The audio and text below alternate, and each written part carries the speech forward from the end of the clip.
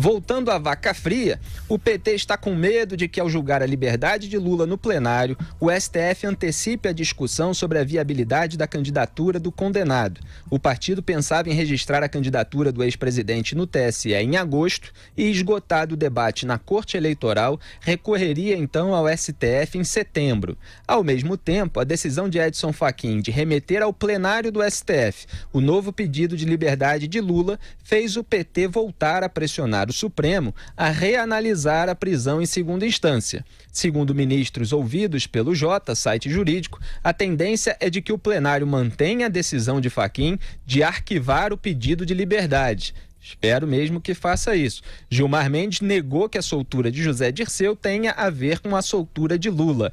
Claro que ele ia fazer isso. Abro aspas para o Gilmar.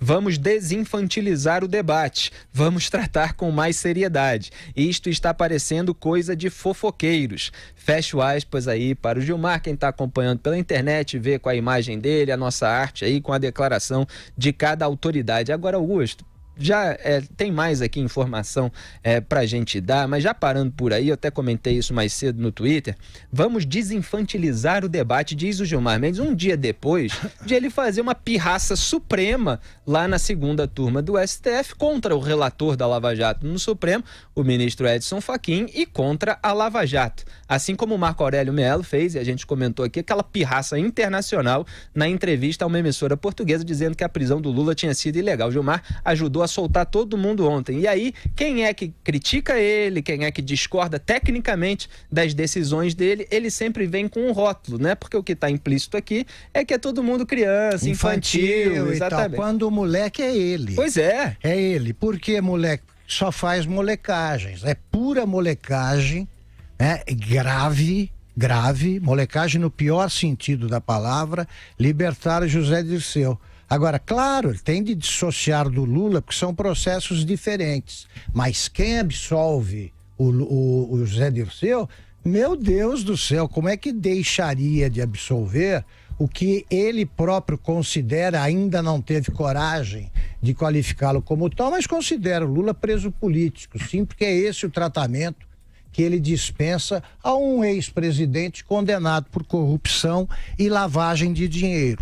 Condenado a um bom tempo de cadeia e, por enquanto, estamos no primeiro processo. Agora, é molecagem da segunda turma. Ontem, nós ficamos mais concentrados, compreensivelmente, na absolvição absurda do José Dirceu e nem tratamos extensivamente dos demais absurdos ocorridos na mesma sessão.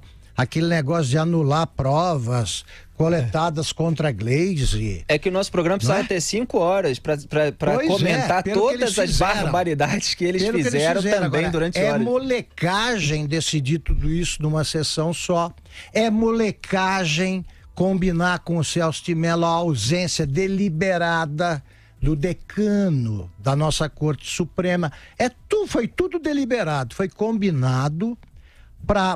Foi combinada entre eles a absolvição em massa dos bandidos, porque vem agora também um período que o Supremo preza muito, que é o recesso, o descanso, as viagens. Zé Maria, só para complementar aqui a declaração do Gilmar Mendes, mais um trecho dele e você já comenta tudo. Abro aspas para o Gilmar, a turma não está dividida, ele está se referindo à segunda turma, ele negou que ela esteja dividida. Ele disse, vamos aguardar, acho que tivemos boas decisões no plenário, acho que a gente está voltando para um plano de maior institucionalidade. A decisão recente sobre a questão das conduções coercitivas, acho que coloca bem claro qual é o padrão de Estado de Direito que deve presidir o país. Acho que foi uma vitória importante do Estado de Direito. Tivemos uma discussão muito relevante no que diz respeito ao caso Gleisi Hoffmann Paulo Bernardo. Acho que também aqui o tribunal afirmou que é o significado das delações. Acho que nós estamos caminhando bem. O Supremo voltando a ser Supremo. Fecho aspas aí para o Gilmar. Os seus comentários, Zé Maria. Essa frase é forte, né? O Supremo voltando a ser Supremo. Vamos lá. Olha, Augusto, não se trata de absolvição, mas é quase mesmo, sabe? José Dirceu teve a execução da pena suspensa, mas quando houver a conclusão do processo, ele pensa em reduzir a pena de 30 anos e 9 meses para a condenação inicial de 20 anos, né, que foi a condenação do juiz Sérgio Moro, e aumentada na segunda instância, no Tribunal Regional Federal. E aí a soltura do José Dirceu, a impressão que dá é que estava toda preparada para ser do ex-presidente Lula, e aí o ministro Edson Fachin, o relator, mandou o assunto para o plenário. Agora, o interessante é que esse pedido da defesa do ex-presidente tem 3 pontos básicos. O primeiro, evidentemente, é a suspensão da execução da pena, que é o caso de José Dirceu. E, em segundo lugar, pede para que seja suspensa a inelegibilidade, ou seja, para que ele possa ser candidato. E ainda, se houver a recusa na suspensão da execução da pena, que ele ficasse em prisão domiciliar. Então, são esses 3 pedidos básicos. E o ministro Edson Fachin mandou para o plenário a decisão de aceitar ou não o recurso extraordinário, e com repercussão geral. Isso significa que, se o plenário do Supremo aceitar este tipo de apelação, esse tipo de recurso extraordinário, vai ter que aceitar para todos, né? E aí praticamente anula a segunda instância. Qualquer pessoa pode ir com recurso extraordinário diretamente ao Supremo Tribunal Federal. Os advogados que lidam aqui no Tribunal, no Supremo, dizem que isso não é real. Ninguém tem uma resposta tão rápida assim do Supremo como está tendo o ex-presidente Lula e também José Dirceu. Um pedido assim demora meses e anos para ser avaliado e nem sabe se vai ao plenário. No caso deles, rapidamente vai. Então, o plenário, lá para agosto, irá decidir se o Supremo pode ou não discutir esse recurso extraordinário. Bom, mas aí, como é plenário, né, os ministros podem, e há uma pressão para isso, para julgar de novo essa história aí de prisão em segunda instância, que está sempre recorrente. Então, é uma confusão jurídica e uma maneira de encontrar privilégios para o Lula, viu? Ele diz que o Supremo não está dividido, né? Está dividido sim, entre os ministros que julgam de acordo com a lei para fazer justiça e os ministros que usam espertamente a lei para impedir que se faça justiça. Esse é o grupo liderado pelo ministro Gilmar Mendes.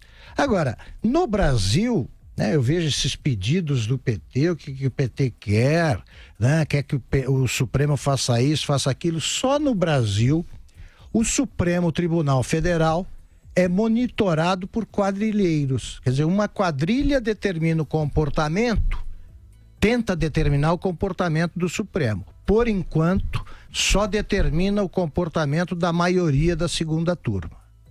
E o Gilmar Mendes, ele, na verdade, ele não disse que o STF não está dividido, mas que a turma, né, a segunda turma da qual ele faz parte, não está dividida. O que, sim, de certa forma, né, Augusto, sim, é até verdade, porque a maioria é formada pelos similares a ele. Então, né, por olha, ele junto com os similares, que são Gilmar Mendes, Dias Toffoli e Ricardo Lewandowski. Felipe, ótima ressalva, porque ele está falando só daquela turma. Exatamente, que tá tem certo. uma divisão, mas obviamente a maioria, ele pertence à maioria da turma. 3-1, né? A outra minoria a minoria é composta pelo Luiz Edson Fachin, o relator da Lava Jato no STF, e eventualmente pelo Celso de Mello, quando ele se bandeia para o lado da razão e da sociedade e das leis, né? Mais do que da sociedade brasileira, porque o que importa num julgamento é o respeito às leis. Agora, o Gilmar Mendes... Fala. Não, só ia completar que o Gilmar Mendes, ele fala das opiniões dele, dos votos dele, das decisões que ele tomou, como se fosse a voz do Estado de Direito. Né? Então, assim, tudo que ele acredita, a forma como ele interpreta, é maior institucionalidade, é o padrão do Estado de Direito, é o Supremo voltando a ser Supremo. Quer dizer, de uma arrogância tremenda, né? Ele é o juiz dos juízes, né? Ele é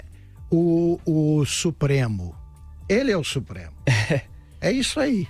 Legal, Augusto Nunes e José Maria Trindade, a gente vai voltar a esse assunto no início do próximo bloco, porque tem as reações ainda de juristas e outras autoridades. Desculpe, diga, Augusto, claro. Interrupção mesmo, mas é só uma ressalva, cara. Você fez o registro, eu agradeço, porque eu quero louvar a coesão da trinca que domina a segunda turma. Se eles jogassem pelo lado direito do Brasil, nós já estávamos com a Copa no bolso. E aliás, eu aproveito para registrar, como eu registrei no Twitter também, que ninguém foi solto durante o jogo do Brasil contra a Sérvia, porque os ministros fizeram todo o trabalho sujo ontem, né? Soltaram todo mundo ontem. Não, ontem foi o verdadeiro dia de festa para o time vermelho e hoje eles puderam assistir ao jogo em paz.